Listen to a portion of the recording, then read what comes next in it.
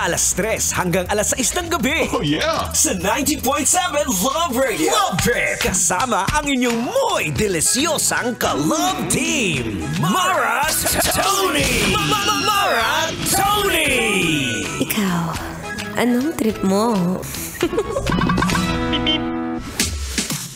Tuloy-tuloy natin ang usapan ngayong hapon. Usapang sports para sa Love Trip. Yes, sabi ko nga kanina, meron nga mag-asawa na artista na titay tumakbo raw sa New York Marathon. Sa isang, charity event. Si Rian Ramos at ang asawa niyang si Sam Versosa na nag-full marathon. Imagine, kapag po kasing sinabing marathon, it's either half marathon, 21 kilometers ang tatakbuhin mo, or 42 kilometers. Wow! Yes, o diba? Shoutout sa mga nakapag-full marathon na dyan. Ay naku, hindi biro yun ah.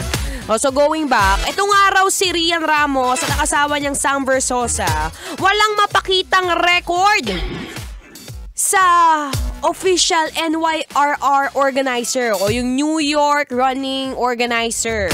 Kaya ang nangyari, asawa niya si Sam Versosa. Sa mga hindi nakakaalam, ang nangyari, marami nagtatanong, Uy, paano niyo natapos yung 42 kilometers? Wala naman kayong finishing time.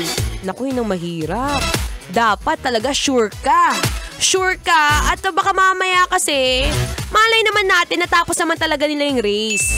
Hindi lang natin alam or baka naman kasi mamaya meron silang mga dinaanan. Pero actually kapag ka mga ganyan, dapat sure ka eh. Sure ka na matatapos mo. Lalo na kung baguhan ka sa isang training or sa isang full marathon. Naku, mahirap yan kapag ka wala kang knowledge sa training.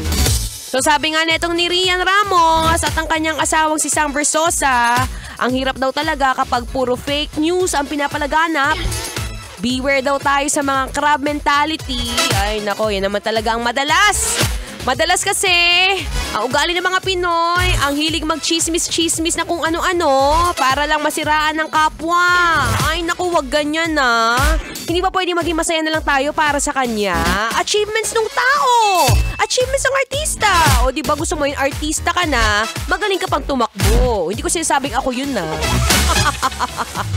Ay nako, iwas-iwasan na makakainggit. Wag nang mainggit.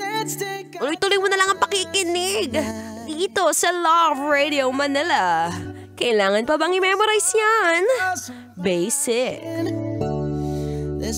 Kailangan pa bang i-memorize yan? Love Radio!